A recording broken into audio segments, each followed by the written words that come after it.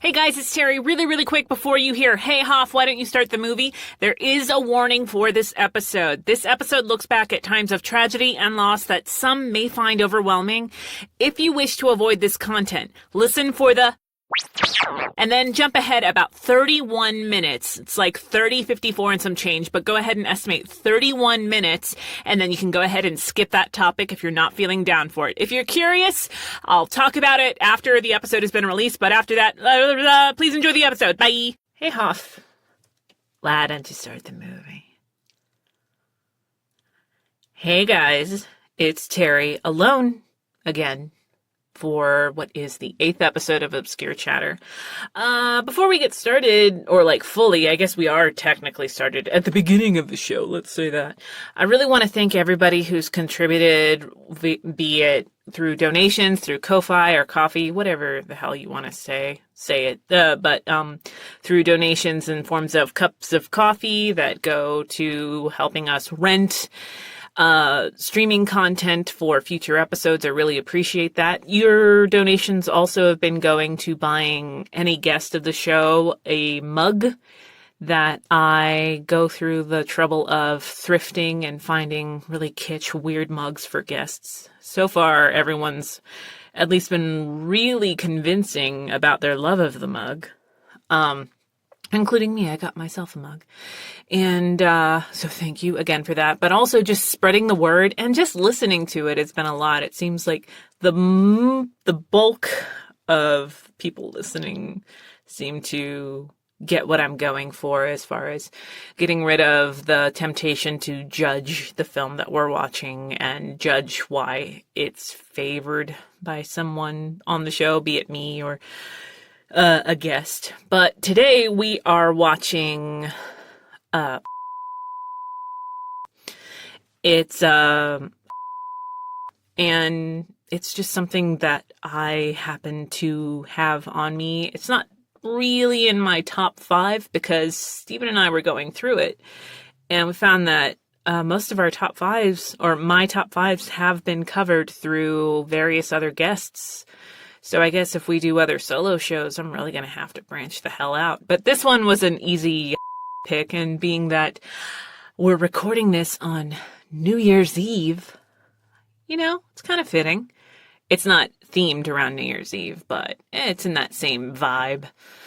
This one is actually technically, which I guess there aren't really a lot that aren't just, hey. And let me see what else has been, what's been going on since we last saw, quote unquote, a lot of holiday stuff, drama, non-drama. It all just kind of works out, in one way or another. Isn't that always the case though? Unless death, but I was really touched that so many of you were able to send questions in. A lot of you are curious about some really weird stuff. And so that's one thing I miss about that anime show is we spent the first half of the show kind of just getting to know our guest or interrupting our guest so we could talk about ourselves. Let's be real.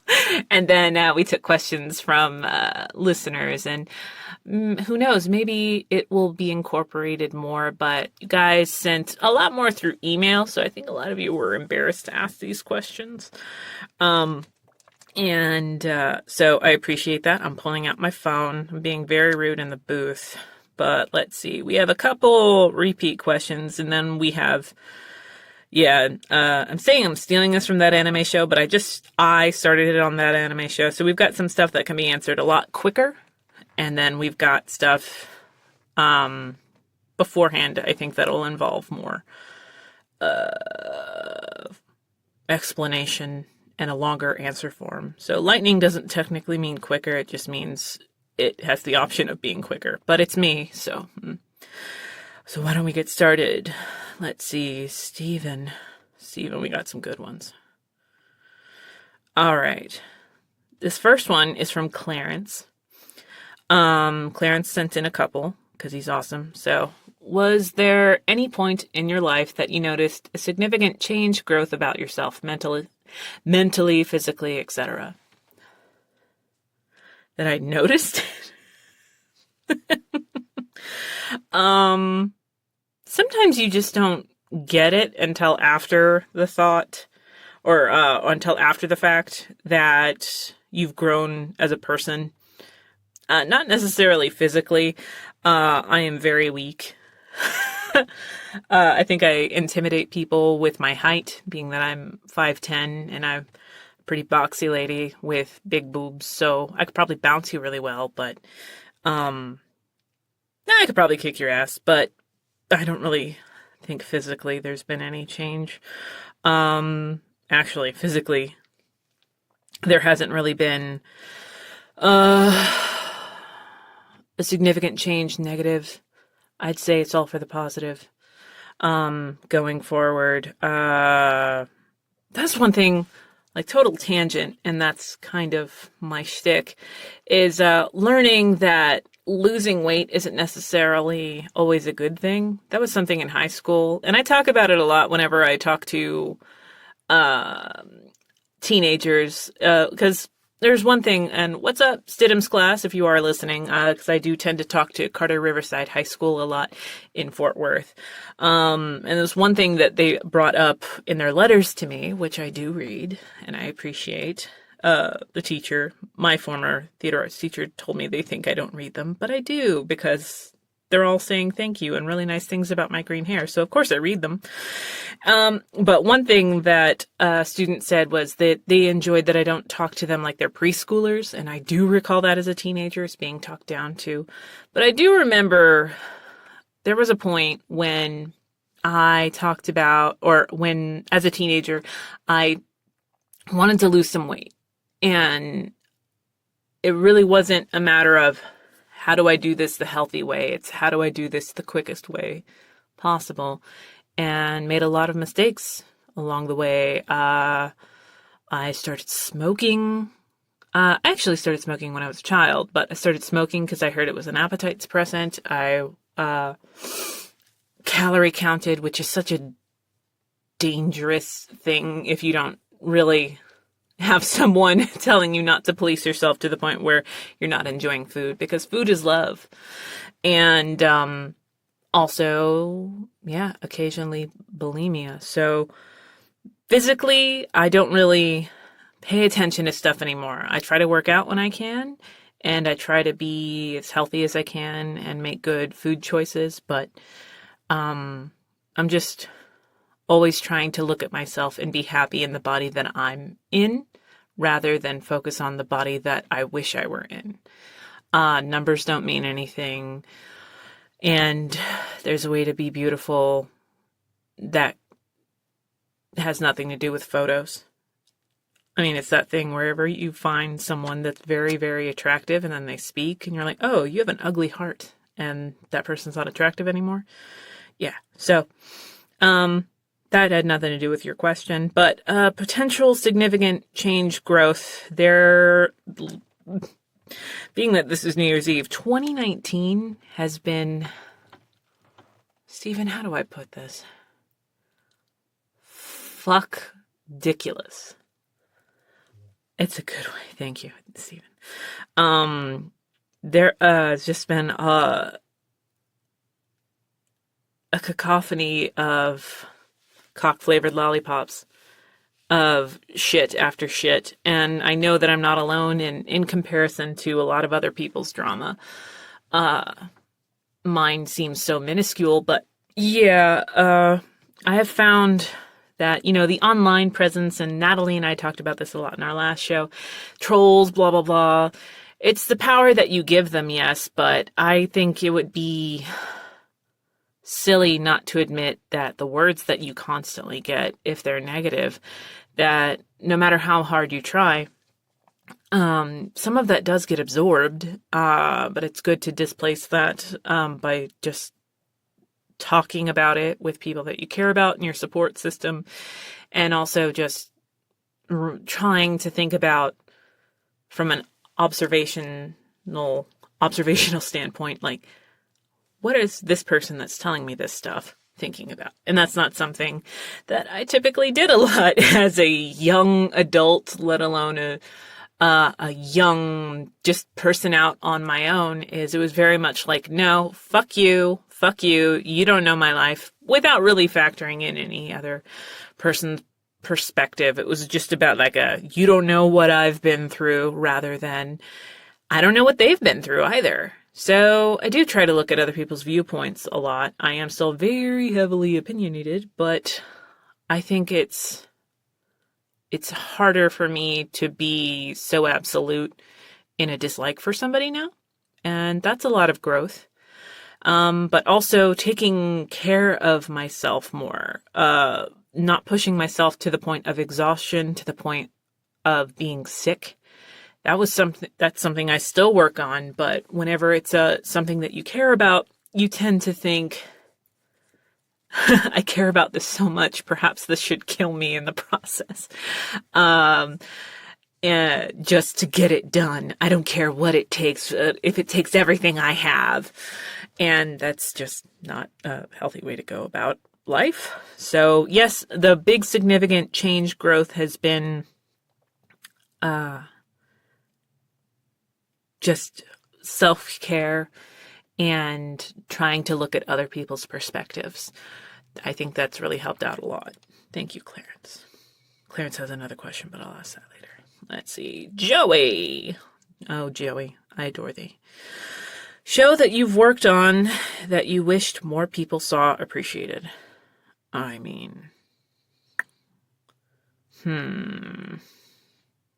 Stephen, I could ask that question of you, but like we could be here all day too, right? There are shows, I think it's hard now whenever you do like obviously I'm going to talk specifically about anime because that's my bread and butter, as I've said numerous times, but there are things that you just don't understand are going to be a big thing. And then there are things that everybody's hyped up around you. They're like, oh man, this is going to be so big, and it's fucking nothing.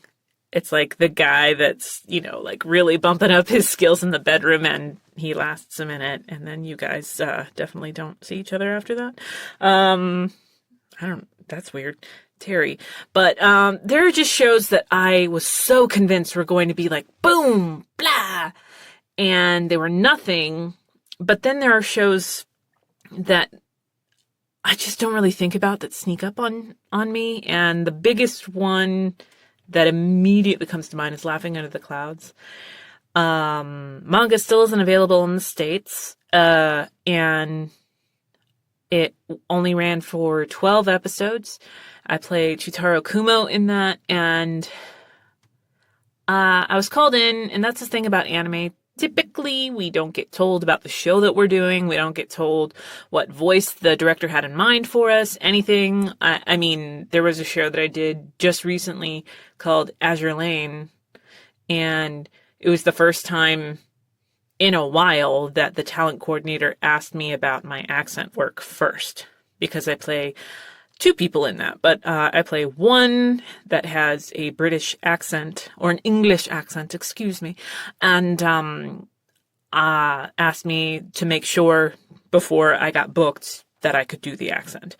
And then later on, I got cast again, and I was able to do not do accent work, which was fantastic. But aside from that, you don't really get warned about stuff. And so on top of not knowing what I was doing, I didn't know that it was the first, what we called then, and I think we call them now, simuldubs, but we called the first batch of things from more than 5 years ago now, broadcast dubs, which is not like shows like Space Dandy or Attack on Titan or Tokyo Ghoul, where you're releasing things in line with the Japanese release. It's released, a couple of weeks after the initial premiere in Japan. But Laughing Under the Clouds was the first one, and I think I get now more than I did then why they chose that. It wasn't a heavily sought after property, which baffles me because I think it's a beautiful show. And so the stakes were minimal. And it's just, I think it also helped with a lot of learning. We learned how to cast for broadcast dubs, because I think there was a point where uh, twins show up, but we don't know in the initial show that these two characters are twins. And I think if we'd known that, that casting possibly would have changed. Or maybe not, who knows? But Shutaro went through a lot, and for me, one of the reasons that the show is so special is it kind of brought some things to a close mentally, where you hold on to a lot of anger and a lot of unresolved grief after someone significant to you passes away. And for me, that was my dad. And there is a scene in episode 8 that still thinking about it affects me. And luckily I was with a director that didn't push me too hard, but I pulled, not all actors do this, but I pulled from a real world experience, especially for Chutaro being so happy. I wasn't prepared going in because I hadn't watched the episode prior. I try not to. And Chutaro wasn't happy. He wasn't sweet. He was trying to hold it all together and not break this illusion that this very important person to him is no longer with him. And when that facade breaks, the emotion was very, very real. And I pulled it from having to deal with the aftermath of my dad passing, the initial death, as well as what came after, which a lot was ridiculously craptastic. And then on top of that, I just thought it was a beautiful show. It was one of the first leads for Chris Waycamp, and Dave Trosco is always a good just person to hear. He's got a very identifiable voice, but like J. Michael Tatum wrote the scripts, and I think it just didn't get the love that it deserved, but that's with a lot of shows. Interviews with Monster Girls also comes up. Sometimes when you love something, I don't know, it's kind of like when you're friends with someone and you want everyone to know why your friend's fucking awesome. That's kind of the same thing with shows like that, where you just don't understand why not everyone in the entire world thinks your friend's as awesome as you think they are. I hope that answered your question. Let's see. Okay, this next one is from Jean. And Jean says, what's with this hate you get for something about imitators? Oh, Jean. I did copy and paste all of these in, but it's been a minute, so I forgot what a lot of these are. And the imitator thing, I haven't done this in a while, but I used to dispense industry advice a lot on Twitter, which since this past year has been Fury Road online, but not as beautiful. Not nearly as beautiful, dear God.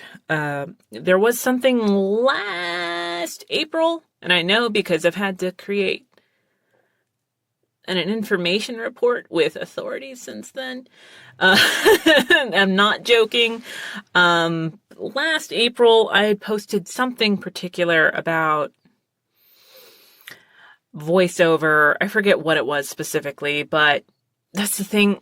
It's like sarcasm. It doesn't always translate, be it text or whatever. Sometimes now I'll even put asterisks around stuff for emphasis and have to put like a faux deadpan voice. What? Really? Because I have to emphasize that I'm being sarcastic when most people worth a fuck get context rather than just the cold text on the screen. But one of the things that I had noted is I forget what it was. I noted that I don't really, as a director and someone casting, really like when someone starts off with, I can sound like this person. And that happens a lot whenever I go to conventions is, just so you know, I can sound like blah, blah, blah. And the response that I typically have is, oh, that's great, but we have blah, blah, blah. What can you do? And that's not to say people that can imitate a voice aren't also actors. It's people that lead with the fact that they are amazing imitators. I don't want you to lead with that. As a performer, imitation is really good. And hell, I've pulled from other performances by people to, again, I joke about this, like my first boy voice ever was me making fun of Sean Teague, who is another fantastic actor. And by doing that, another director, Ian Sinclair, was like, hey, that's a boy voice. And that's where that started. My boy voice career started with an imitation. That's not what I'm saying. But a couple of people, namely one who shall remain named, go ahead and that, Stephen, was, I guess, didn't get what I was going for and took that to mean that people who imitate are insulting, and often brings up actors that are famous for their imitations.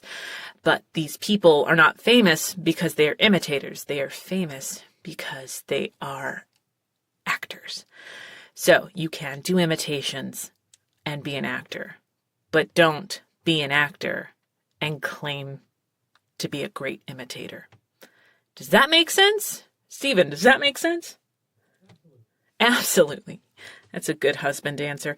So yes, again, what I'm saying is, and another voiceover colleague brought up, we do voice matches. I voice match friends of mine all the time. So obviously I have to do an imitation of their voice.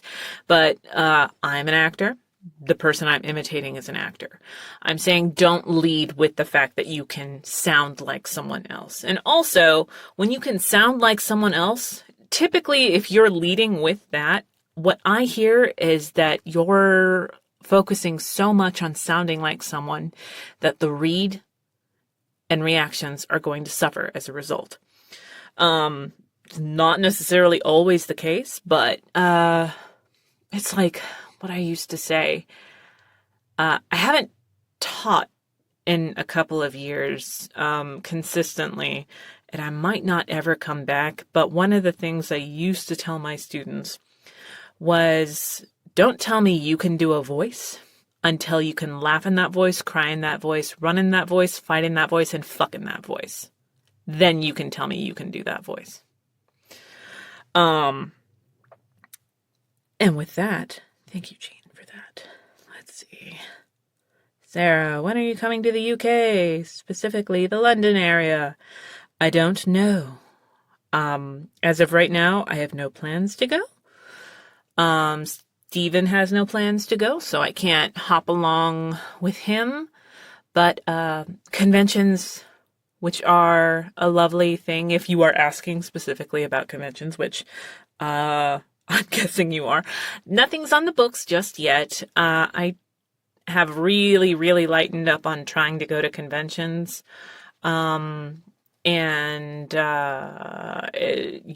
If you know a convention that might be interested, they can reach out to me at terridoty.com.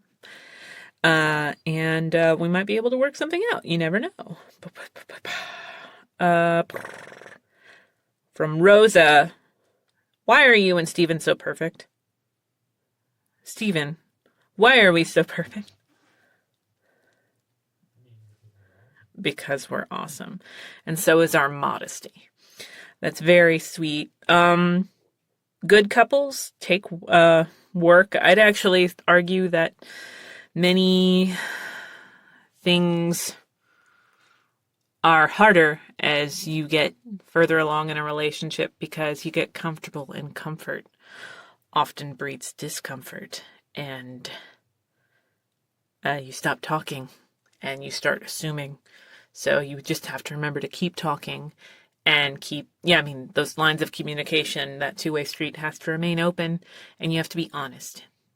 And that will go a long way. And that, I guess, goes into significant growth as well, because Stephen's obviously the longest relationship I've ever had. We've been together over 13 years, and I'm a lot. Guys, I'm a lot.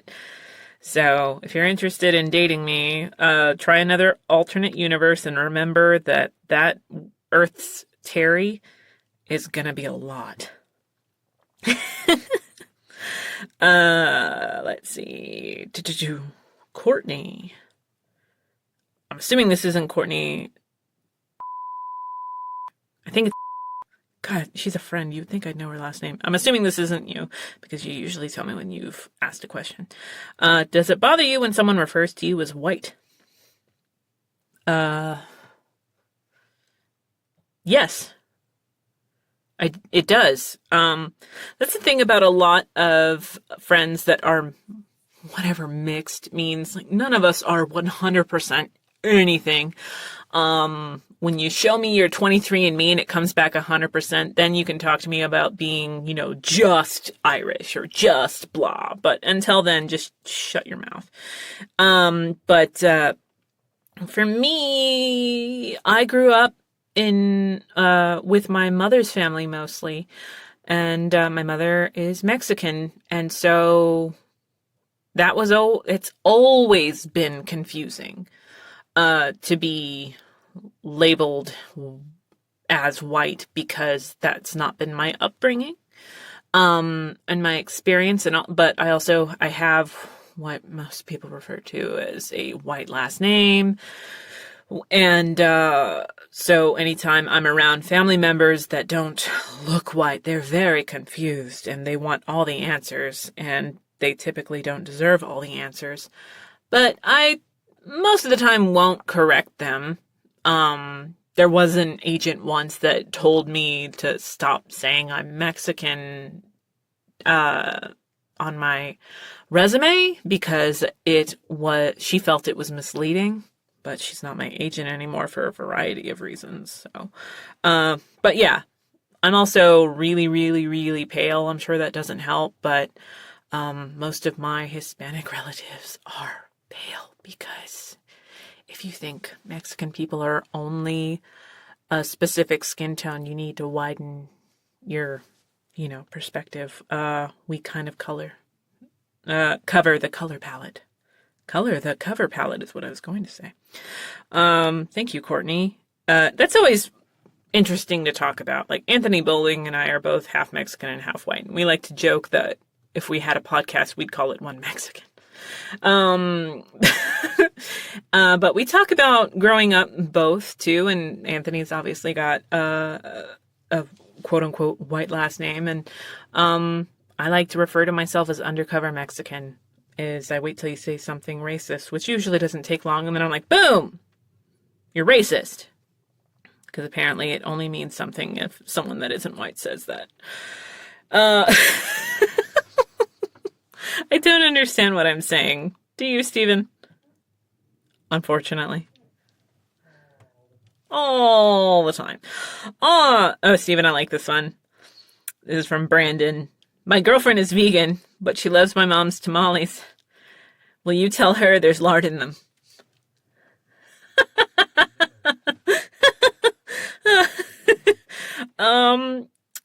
Man, I really wish Steven was in the booth for this, because that's a really good one.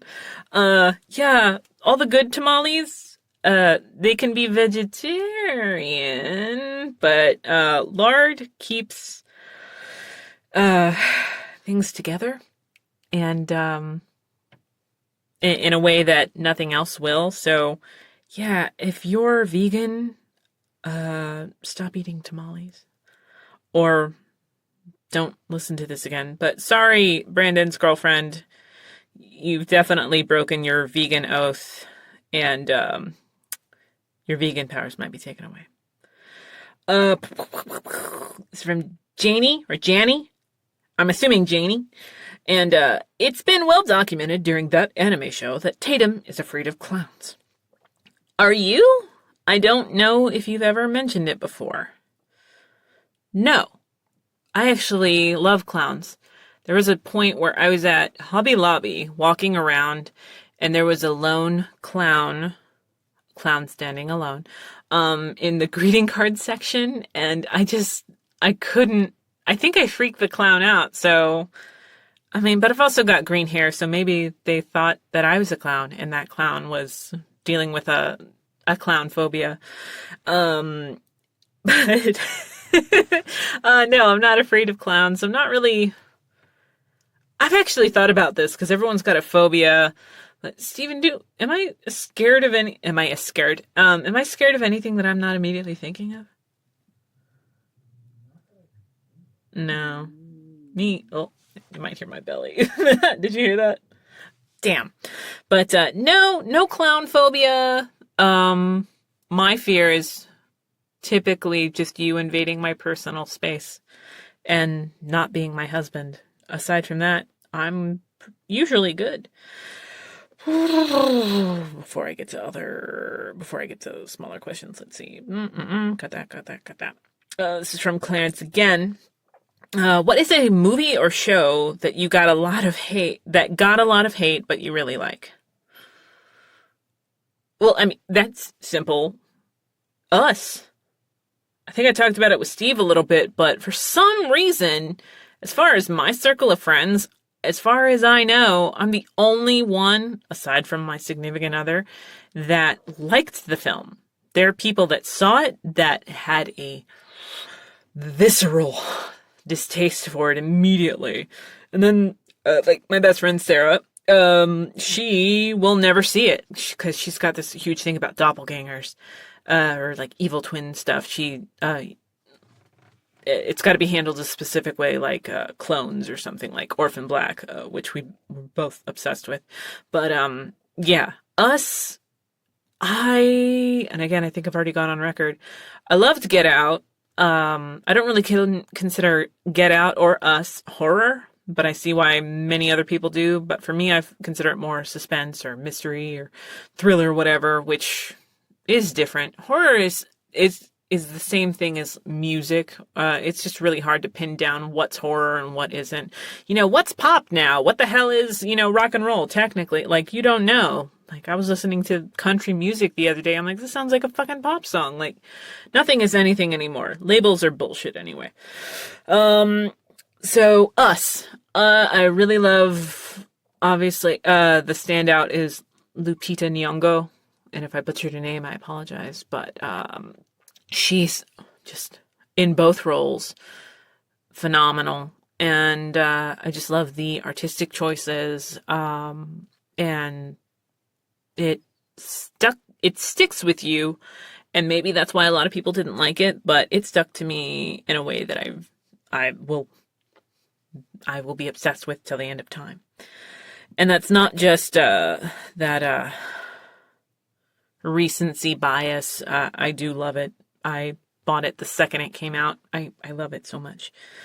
Let's see. This is from Robbie. A few months ago, you mentioned that you had to go to the ER on Twitter. Not prying, but how are you feeling?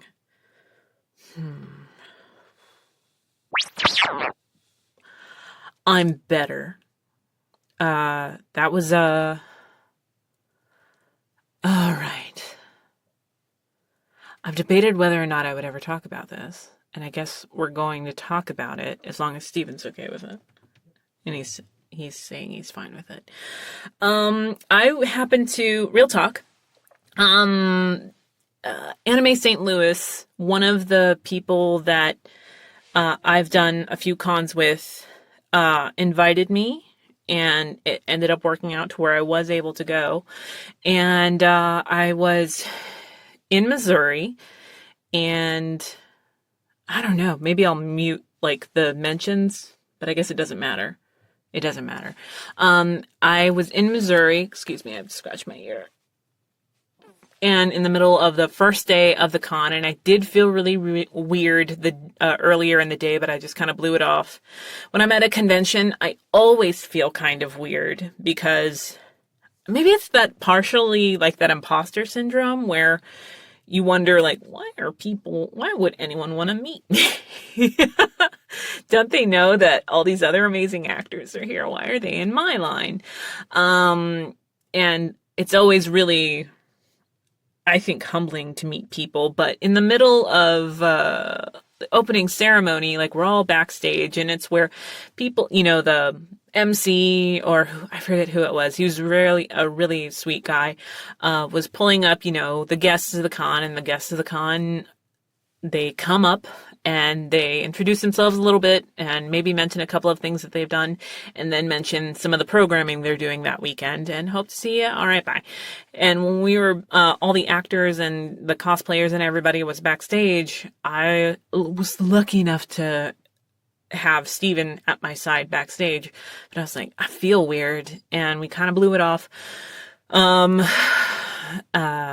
Steven is just kind of like, it's probably nerves, and he's usually right. So I'm like, yeah, you're right.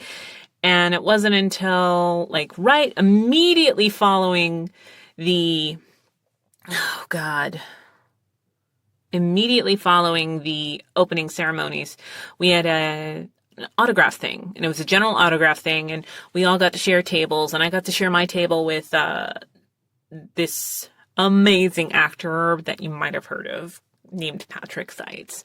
And we'd been able to do a couple of the same roles. Like I was the younger version of him in One Piece and the female version of him in Hetalia. And at the time, I had recently learned that he had suggested me to Raleigh Pickens to play the younger version of him in Dragon Ball. And so I got to be Baby Jiren just because Patrick was like, it's kind of a thing now.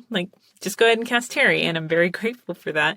But I don't really get to see a lot of actors that I work alongside or get to, partner up with. So it was really cool to see him because Patrick lives in LA and I live in the Dallas-Fort Worth area.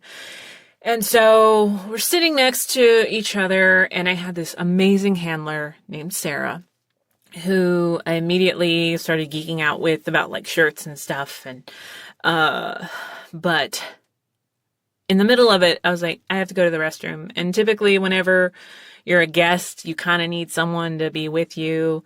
It's very, very rare, but occasionally there is funkiness that happens. Be with someone that's, the definition of a fanatic or just a little too much. And so having a handler there with you is just a really nice person to just kind of be at your side. And they know the convention because they're usually a staffer or volunteer that knows the convention better than you ever will. So they'll know where all the exits are in the case of a fire or whatever it is, and also where all the bathrooms are. So I went to the restroom and I found that total TMI. By the way, if you are squeamish at all, stop listening now.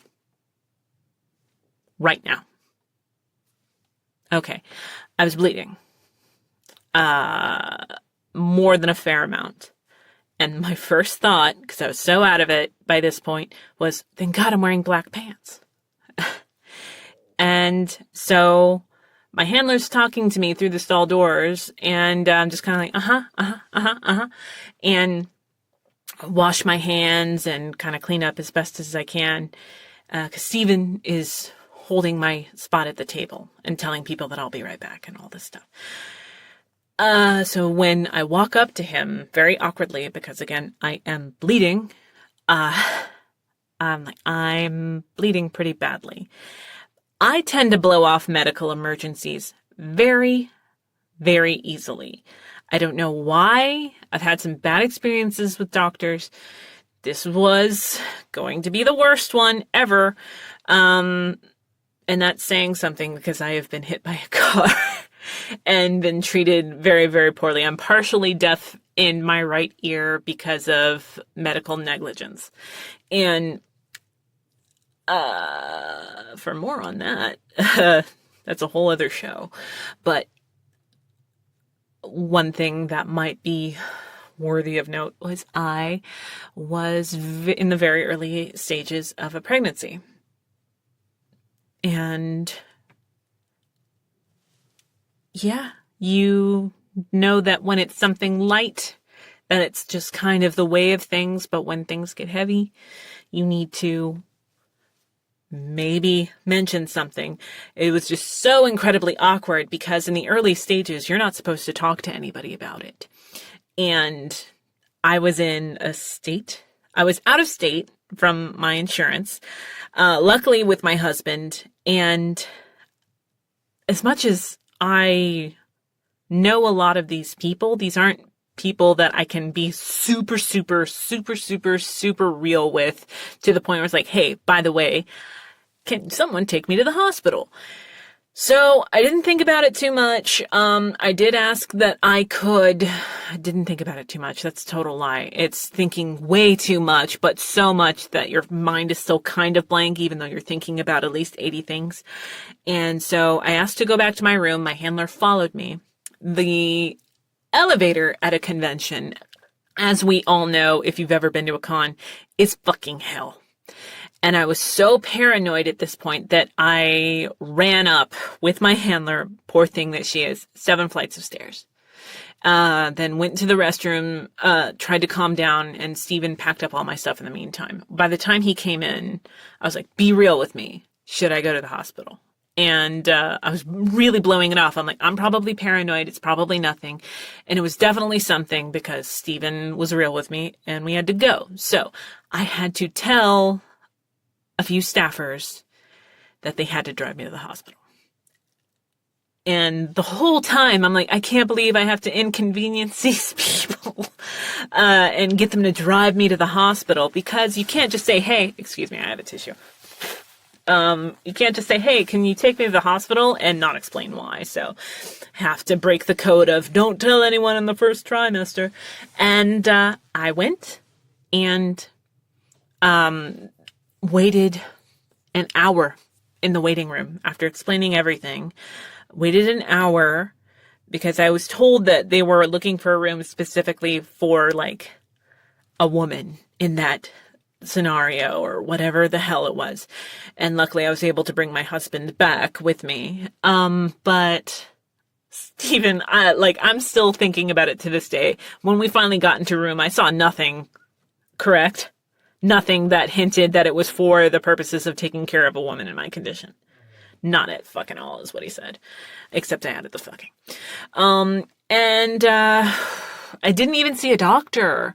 After waiting, they had me take off all my clothes from below. No, they had me take off everything. Really funny side note.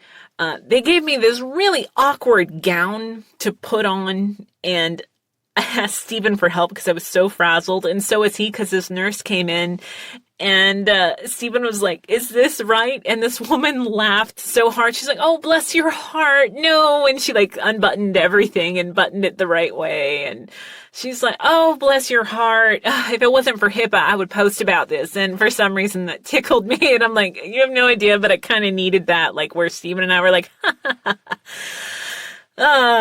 yeah, but, she was really funny about it, and then we were left alone again. Didn't even see, but what was it? A nurse practitioner, is technically what it was. And they tried to see inside, but there was too much blood. Again, stop now. If this is in any way triggering or anything about this. I've thought a lot about whether or not I would ever talk about this, but knowing how common this shit is and how hard it was to find information, I feel like it would be a disservice to not tell you guys about this at this point. Yes, I am fine. But it took a bit to actually be able to fucking say that I'm fine. The nurse practitioner, just basically I was like, look, I'm bleeding. Can I like put on, like at least my clothes and like a pad or something? Cause I had changed since the autograph thing. And she's like, no, cause we still have to examine you. So they were calling for someone to come in and do an ultrasound, which took at least another hour for a woman to come down with a cart and, the wand, and turned off all of the lights. And this table, again, I don't understand why I waited so long, because there were other waiting rooms where this table was not made, so you can move up your butt. I don't know what medical tables are, but designed for that purpose. But it hurt like a motherfucker to have this wand put up there, and then I was made to lift my hips in awkward ways so she could move the wand in different ways. And that was like another hour. That was like an hour of her poking me, being very nice as you could be in that scenario. And then she, was like, okay, well, I'm sending those to the doctor now. And another hour later, another hour plus, it was, we don't see anything in there,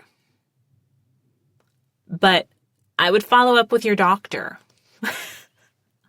to get confirmation. And my husband, I love him so much. This woman, she was being as chill as she could, the nurse practitioner, but she's like, is there anything I can do? And Stephen was like, you can get out. Kind of like, we're going to need a minute. And we got a few minutes before this nurse that with her popping her gum came in with a folder about pregnancy loss and said that, like wanted to talk about groups that met in the area. I'm like, bitch, like literally read the fucking room, like a little too soon. And also like, I'm like, I don't live here. And blah, blah, blah told me to follow up with my doctor. And she was so fucking rude. She's like, so do you want this folder or not? I'm like, or not, take the folder. And she left it on the counter. And yeah, it felt like it was altogether, what, 7 hours? 7 hours, like close to 1 a.m. when we left. And, Mandy, I believe was her name, or Amanda. Mandy.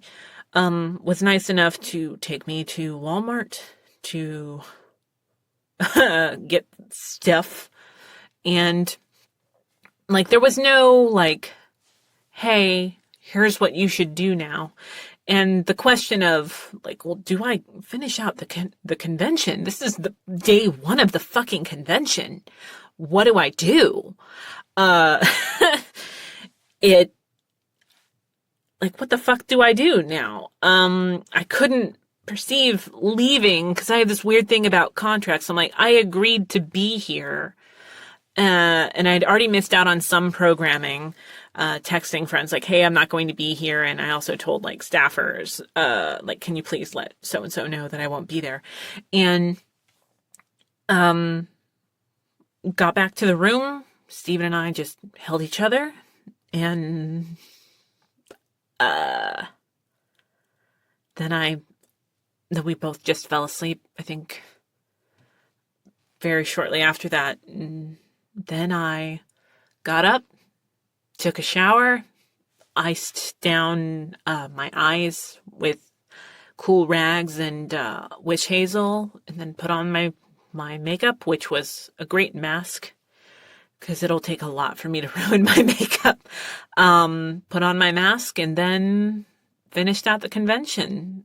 Anytime Stephen and I were alone, we talked about it and were very real about stuff. And at the end of the day, we would just go hide in our rooms.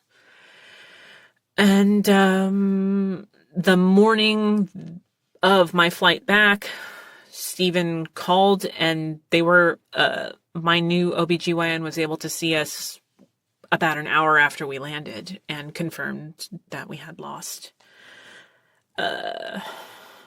what we were calling BB. And it was nice to be able to actually let loose and not worry about, an appearance in a couple of hours. Guys, that fucking sucked. Excuse me. It was pretty bad. Excuse me.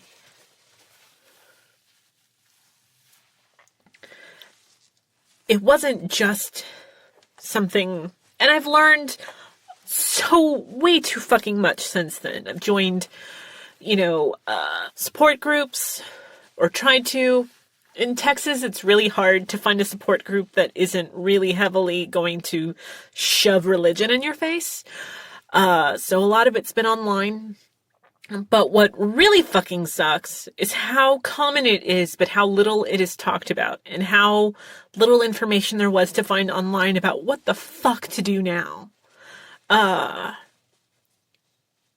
they kept talking about, and I understand this, was how it's so common. You're not gonna, I mean, the good news is you were able to get pregnant. Look at that as a good, there was one nurse that kept referring to BB as it like a rainbow baby in the sky, like watching over us. And Stephen and I are like, okay, bitch, calm down.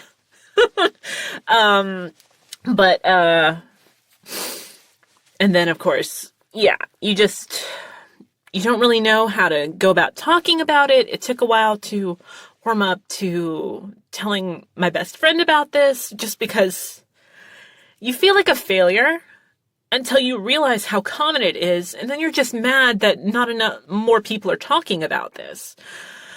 And since then, because this was in the spring, since then, it took 2 months for the pregnancy hormones to leave my system. 2 months, which is about standard. I had to get blood tests done every week. And then you go through all these things to see if, it's okay to start trying again. Because that's one thing that felt really weird, is they were already pushing when this is over, you can go ahead and start trying again. I'm like, can you give me a second? Because I know that I can.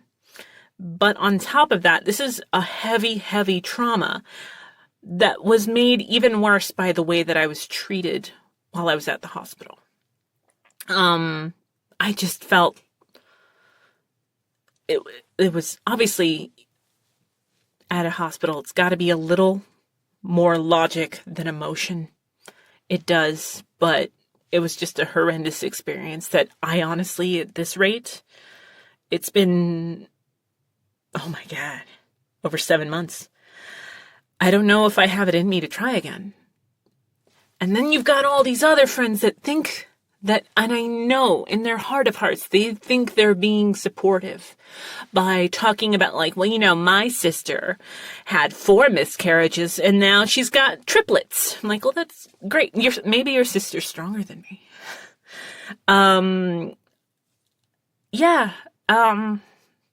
As of right now, I'm not going to rush into trying again because I just don't know if I have it in me to go through that again. It was horrible. I was lucky enough to be really light on work at the time, and I did say no to a couple of projects. I said no to other conventions. But the good things that came out of this is that Stephen and I are just that much stronger. Pulling from, I don't know fucking where, but that can destroy certain couples.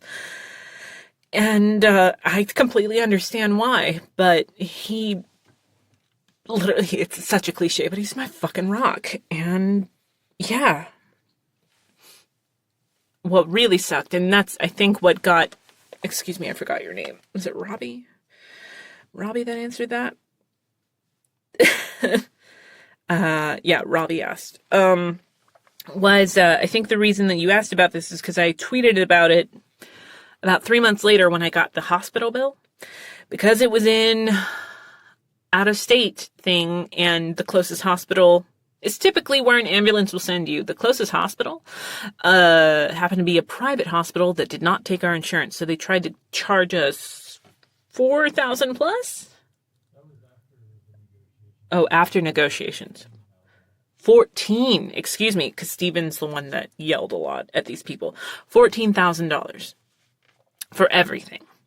And we negotiated it down to 3. They tried to 4, excuse me. I'm so all over the place. But we had to actually talk to our insurance person, like, hey, how how do we talk to these people? Because our insurance couldn't cover that because it was out of state. And, yeah. Oh, God. Yeah, completely forgot about all this shit.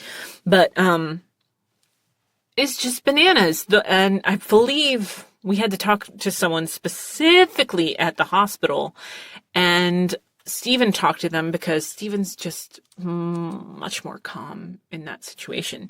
But it's, well, I forget what brought this on, but this woman had the audacity to say that we were lucky to get the treatment that we did, and that we should be grateful to pay the amount that they were asking for.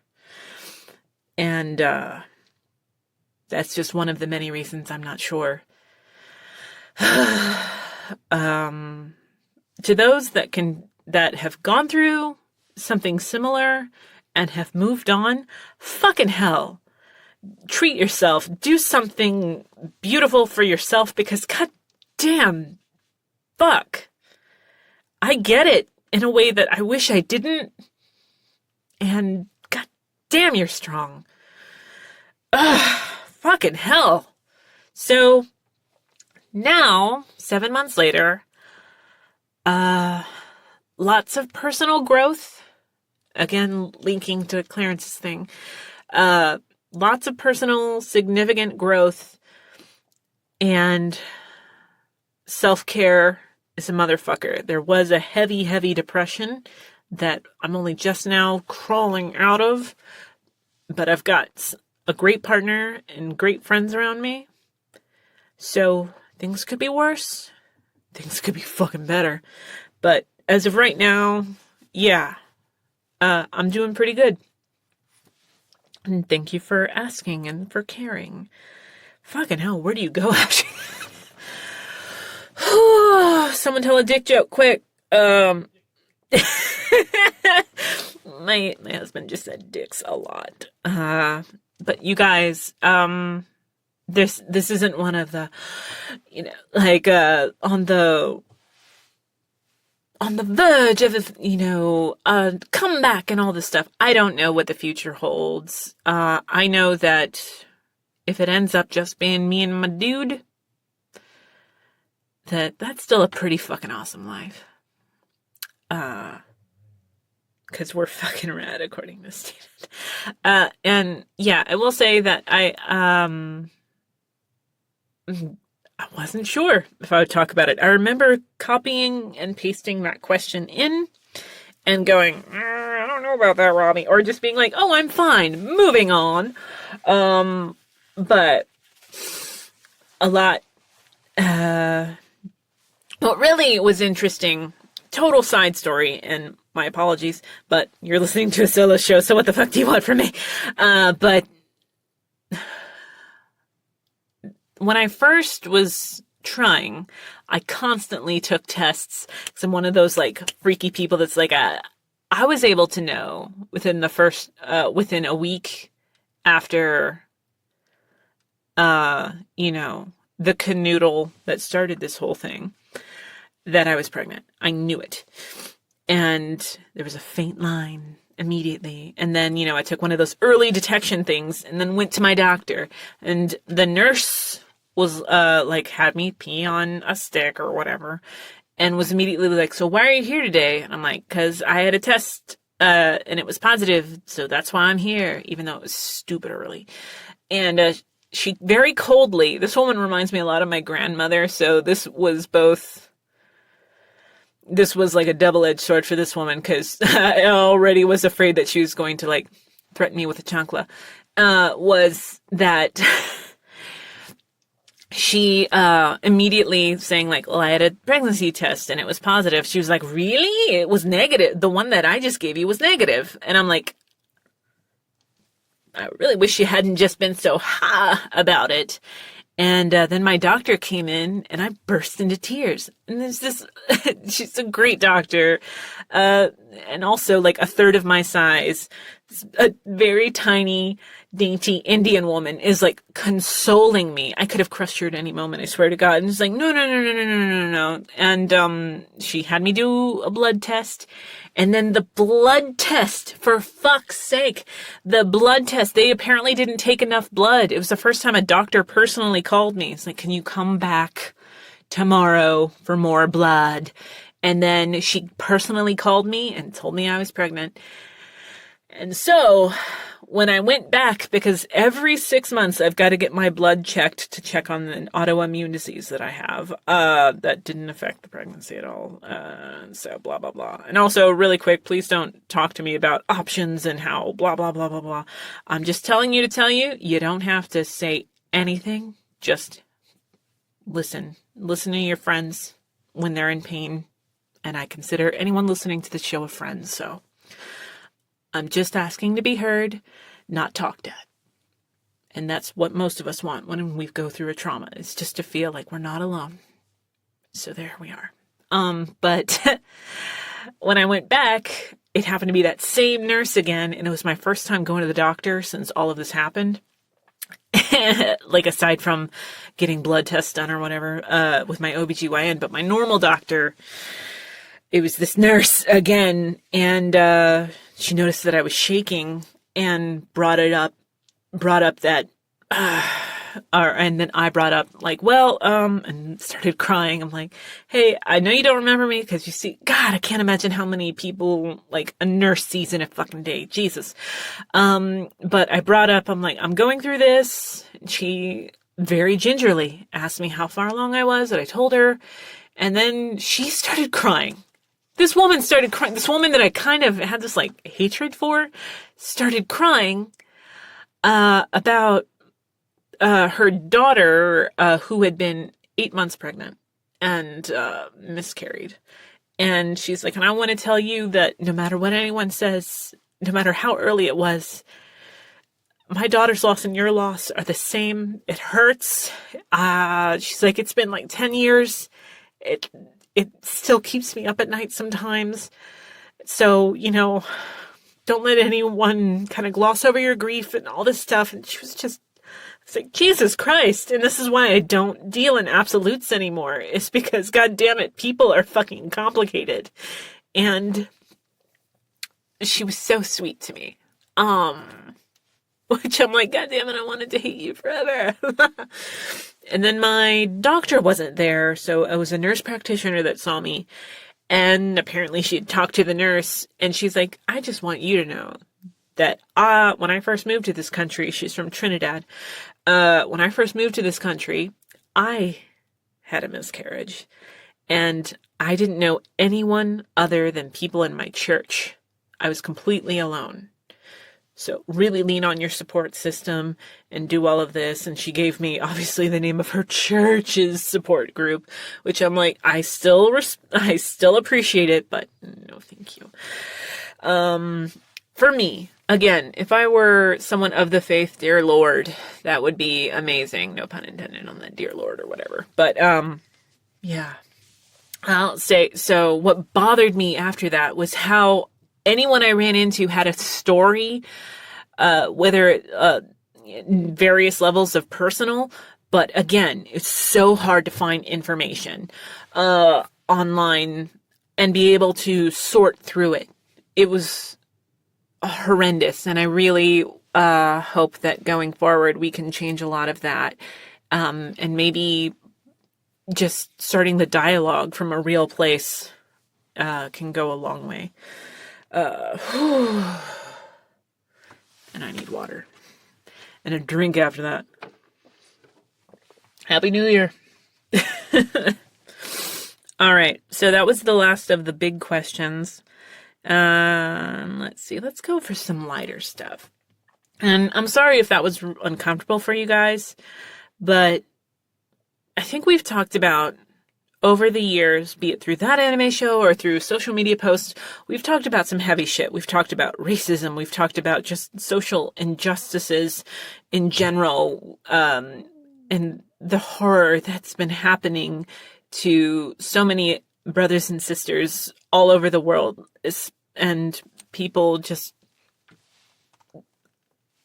dying for no reason, people in pain for no reason, that you need to see the light moments, obviously, but I think not glossing over shit is equally important.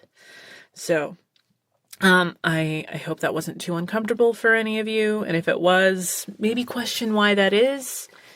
And I'm always willing to talk as long as it comes from a place of real honesty and real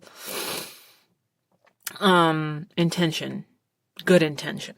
Okay, so lightning. Stephen, how are we doing on time? We're golden. Okay. All right, lightning, meaning these are very, very quick, and these are some that we've just like snatched from the interwebs and all that. So, I love you guys. Stephen, I keep getting texts or like tweet alerts from you because I have a bell on you. So anytime you're tweeting, I'm like, damn it, Stephen, I'm trying to read. All right.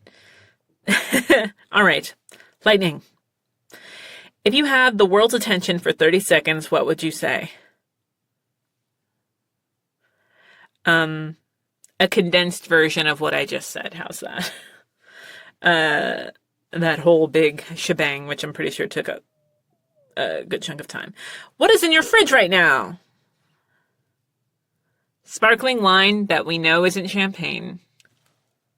Bread, which is a big controversial thing. Do you put bread in the fridge? If it's processed, like through a company, I put it in the fridge. If it's fresh bread, I put it in a bread bin. Almond milk, bacon, turkey bacon, kimchi, which I eat too much of, pickles.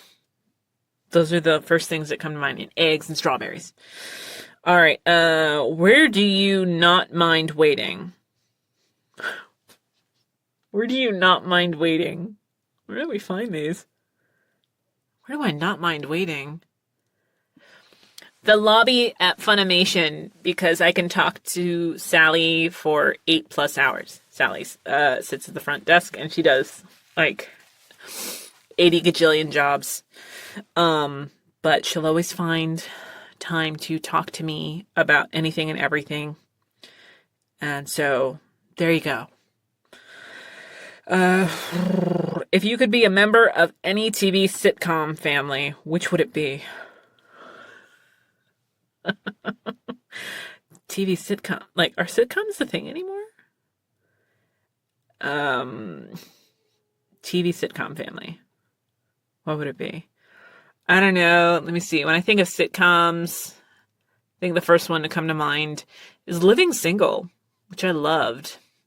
But I would be distracting in that show because, or no, I would be so boring on that show compared to everybody else. Also, it's no longer a thing. But do I get points for immediately thinking of Living Single and not Friends? You know, the white Living Single? No? Okay. Moving on. Is there an app that you hate but you use anyways? Twitter. If you could only speak one word today, what would you say? Fuck! What are you freakishly bad at? Freakishly bad at? I'm pretty bad at, like, very simple things. What am I freakishly bad at?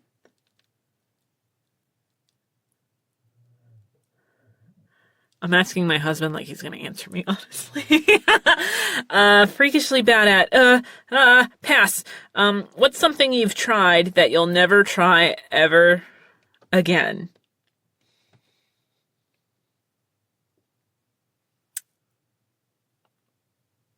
Probably anal.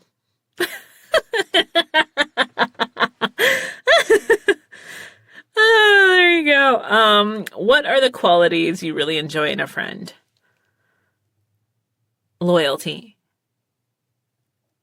I moved around a lot as a kid, and so I take people at their word. So whenever I would move and try to do pen pals, if we did write back, it was very, very I don't know. And so when I moved to the same place, I was always assuming that the second I stayed in place that my friends wouldn't change. And that's not how life works. And I can be a really shitty friend at times too, but what qualities do you really enjoy in a friend? Maybe not loyalty, honesty. Loyalty, honesty, the truth. We don't have to be friends forever, but I'd rather know where I stand with you. In what situation or place would you feel the most out of place in?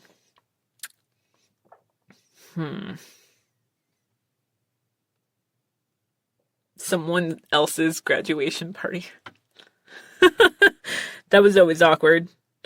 If you could change one thing about your upbringing, what would it be? Well, I can only choose one.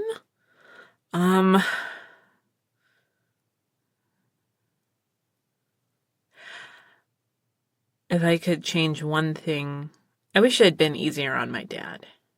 As a kid, I let a lot of other people's influences influence the way I viewed him, and by the time I saw him for who he really was, I didn't really have all that much time left with him. So I wish, yeah, that. When things break, do you prefer to fix them or replace them? Fix.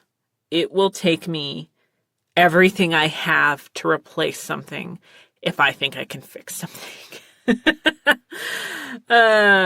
What is your favorite type of workout? I'm obsessed with power yoga, and I think that surprises a lot of people, but I'm not an asshole yogi about it. I guess technically I am, though, but I could do yoga and try to do yoga every day of my entire life, and I will until the day I die. And I don't give a fuck about Bikram yoga, and I didn't well before we realized fully what a weird man that person is. Yeah, there's a different yoga for every feeling, and I want to say, again, talking about that horrendous spring that I had this year, yoga helped. The first time I did yoga, after I was ready to start really listening to my body again, I cried. It was so cathartic. That's just me being stuffy. I'm not crying anymore. Describe your life using one word. Describe your life using only one word. Can you do that, Stephen? Stephen said, fuck. Describe your life using only one word. Jokingly, I want to say a word that I love that no one says enough, which is apotheosis. Seriously? Complex. All right. What's your preferred mode of transportation? Walking. If I could walk everywhere, I would, but I live in Texas. I waited till I was almost 18 years old to get my driver's license. I hate driving for a variety of reasons, not the least of which is that I've been hit by a car while walking. Oh, wait, while walking. Maybe walking is killing me. I don't know. Who from your past do you really wish you'd stayed in contact with?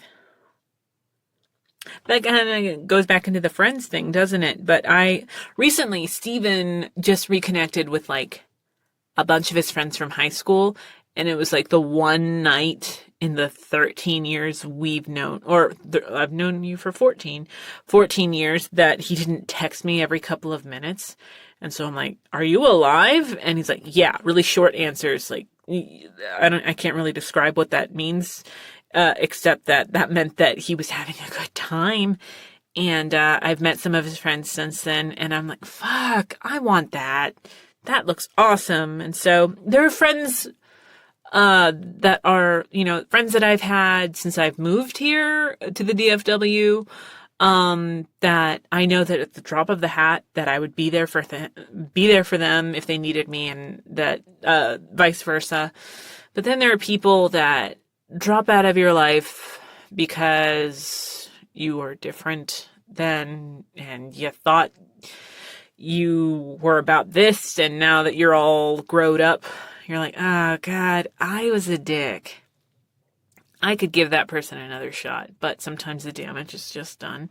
So there are a few of those that I know that if I hadn't been such a fucking asshole, that maybe that I'd still be friends with that person. But I am trying to hang out with my friend Casey from high school. He was one of my best friends in high school, and we just he graduated a year before me, and it was never like a will they, won't they. A lot of people seem to think that, but he's he and I would just look at each other and be like, why do people think we're hooking up? I don't understand what vibe we're giving off. And Casey's like, me either. We would just laugh about it constantly. And we played with people all the time. There was a point where we walked around Babies R Us, and I stuffed underneath my shirt and pretended that he had ruined my life. And he was like, babe. And it's like, no, leave me alone. You've done enough. And we just kept doing shit like that all the time. And I really missed that weirdo a lot. So hopefully that will change. And if it doesn't, damn it, that'll suck. Let's see. Who gives you the courage to try new things? Stephen. My Stephen. He, we talk about that. We were talking about that because I just recently read this book, What Alice Forgot. And, premise is that this woman wakes up and she's 39, but she doesn't remember the past 10 years of her life. So as far as she knows, she's pregnant with her first child and she's 29 years old. So she wakes up realizing, that she has 3 kids now. She's about to get divorced, from someone in her mind that she is still the love of her life because she has not remembered the past 10 years, and that her sister and her are on the outs, and, that all these people, I don't know, that she's kind of completely changed. So Stephen and I were talking. I'm like, if you woke up tomorrow, Alice did have a head injury in the book, but for whatever reason, if you just transported mentally alone back 10 years and you woke up to yourself now, would you be shocked at the things that you've done? And Stephen and I talked about the different ways, blah, blah, blah. It's just, you can't change the past. And that's kind of the whole thing about the book. When Alice finally remembers, she's still pretty much who she is at 39, but she can think from a less pessimistic view that her 29-year-old self had. So she occasionally refers to young Alice can think like this, but mostly this Alice. So I like to think that a lot of the stuff that's happened to me, all positive, wouldn't have happened if I didn't have Stephen with me. I had given up acting by the time Stephen and I were together. Aside from little things here and there, I'd given up on it being a career. I didn't know what I was going to be. And now I'm fully back in it as, in the entertainment industry as a writer and director. And I learned how to engineer my own session I was directing this year. That was because of Stephen. And because I've grown as a person, he didn't get yelled at half as much as he usually would have. But no, Stephen pushes me, and also I think I push him, but we also, I think, are a little Jiminy Cricket with each other, where I can ask him hey, you're really tired. Can you please stop working? And he'll be like, oh, no. I've just got this one last little chunk to do. And I'm a shred away from turning off the computer, and he'll listen and I'll listen most of the time.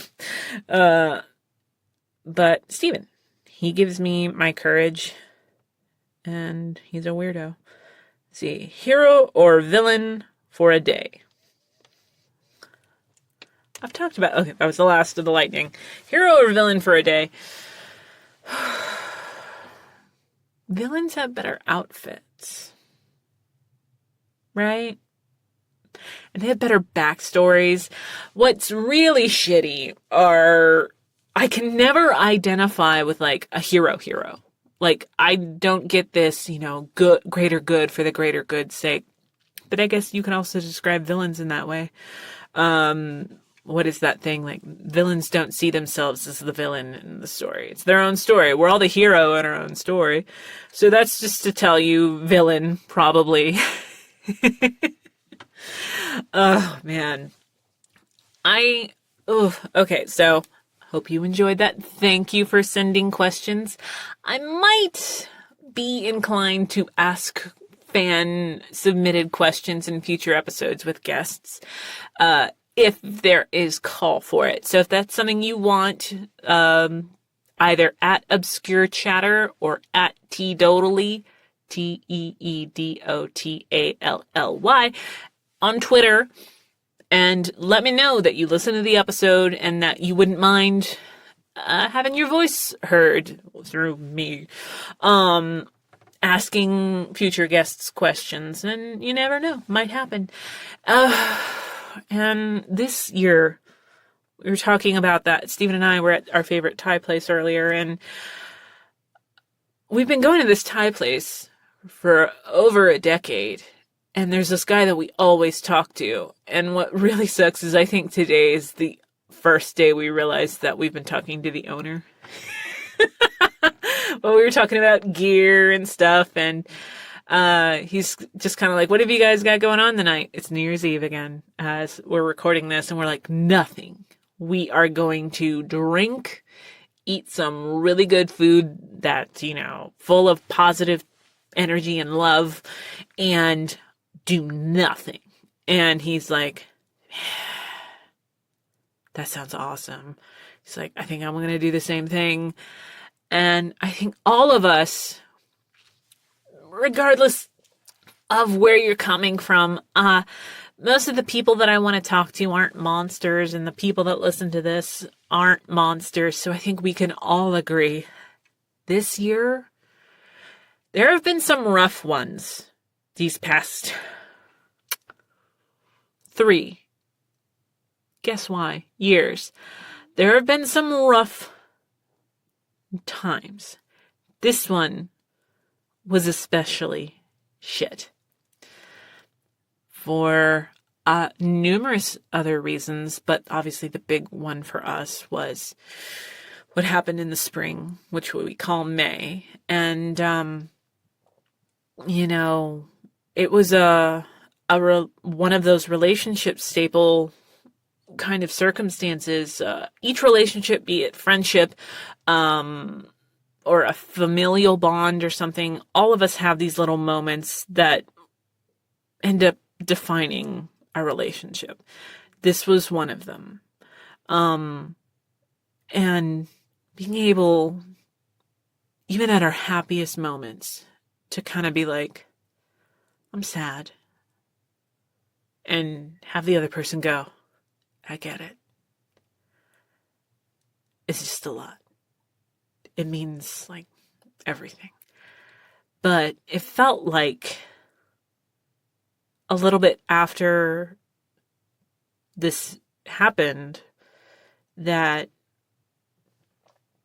shittier stuff happened, but it just felt less shitty in comparison because it was less personal. But then I would see people directly affected by other stuff, and it's the, hey, some shit smells worse than other shit. And I can't pretend that I'm the only one that went through something this year. Or that we're the only ones that went through something this year. I feel like no one has gotten off light this year. So in a way, it's kind of nice that we're able to all, again, this person that we've known for over 10 years, the owner of our favorite Thai restaurant is able to be like, what are you guys doing? Like, nothing. Like, this year has been shit. And for him to be like, ugh, yeah. And I know without a doubt that something shitty happened to him. No one gets off the hook at all any year, but this one, there's just a negative energy. When you walk into a place, you're like, ah, fuck, what happened now? There's always something. And it's looking for the little bits of light that are really highlighted by the darkness surrounding it. And not focusing just specifically on the light, but almost how the darkness just makes it just a little bit brighter. And the bright things are that personal growth, it's a bitch, but I've got my dude, and I'm so grateful to the opportunities I've had this year, both professionally and personally, that pushed me in a way I wasn't expecting. And going forward, I hope that I continue to push myself and get pushed, all in positive ways, but the negative is always going to have its place there, whether I want it to or not. And that I have my guy for as many years as possible, even though he's definitely on his phone right now. Excuse me. This next year of Obscure Chatter, we're going to try to minimize the beeps as much as we can. There are some people that have taken the beep thing as a challenge to say things that they know are going to beep without abandon. Or with abandon. I don't remember which is appropriate. It's, the booth madness has set in. But I also am really looking forward to the people that we have coming up, and getting to know them better, because that's been a really big surprise, is seeing what other people pick as far as their movies. They're always a surprise, even when I'm like, that's a Yurko list, that's a Natalie list, that's a Hoff list. The reason they love this stuff is never anything that you can guess. You have to talk to them about it, but also just the way it incentivizes them talking about different things. And for other people, it's what the premise is that you're going to talk over a movie. Like right now I'm hearing, wrap up this movie, and only I can hear that. As the music swells and things happen, almost credits, but I hope that, you continue to listen. And if this is your first episode listening to me, it was a rough one. I apologize if it was perhaps too rough for you, but I can't apologize for feeling comfortable enough to talk to you guys about this stuff and tell you that I'm human and shit happens and not all of it's great. I really appreciate those that continue to listen and continue to contribute, even if it is just sharing a link or saying, or leaving a review. I appreciate it, and please continue to listen and continue to support the industry and keeping it legal. Remember, piracy sucks, unless it's One Piece. So, with that being said, I really am optimistic about this year, even though I know negativity is coming. Remember, it's those bright lights and how the darkness just makes them look all the brighter. Thank you guys so much, and tune in next time when my guest will be someone. Bye.